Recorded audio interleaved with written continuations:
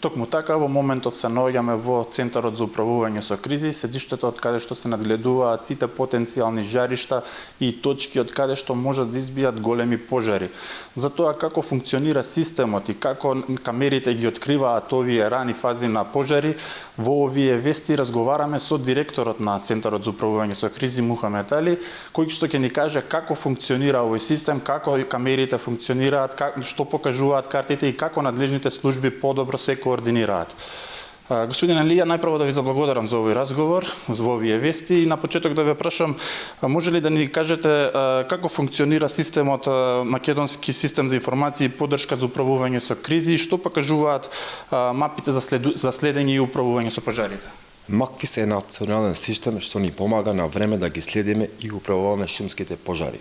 Од моето доаѓање како директор го напредувме системот преку европски проект. Според мапите во кои располагаме, покажуваат во источниот регион има повисок ризик од шумски пожари.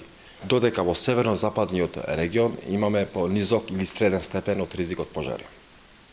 Со колку луѓе раководите во моментов и колку лица ја наблюдуваат состојбата од камерите горе од оперативниот систем? Значи состојбата со камерите ја следат околу 20 вработени во 2 смени.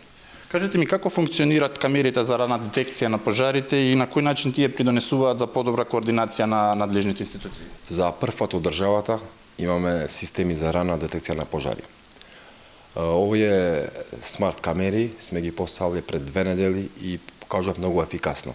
Каде таму имаме смарт камери или системи за рана детекција на пожари, немаме пожари или имаме само во едно место имавме и тоа многу брзо беше ставен под контрола од оперативниот центар преку камерите има углед каде се движи пожарот, дали има пат, дали се ризикуваат објекти и во рок од 20 секунди системот алармира до оперативниот центар кај нас и покажува точно локацијата кај ни е пожарот.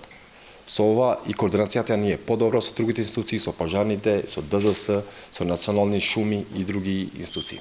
Со какви ресурси располагаат македонските надлежни служби за управување на пожари на отворен простор?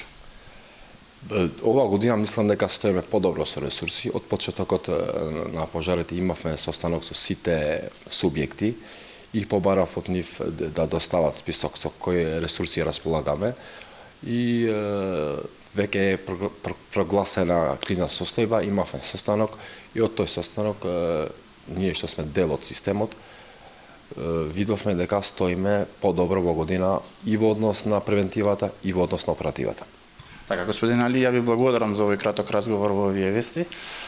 Токму така, од овој разговор, како што можеме да заклучиме, надлежните служби добиваат навремени одговори за сите можни потенцијални жаришта и потенцијални места од каде што може да се развијат големи пожари.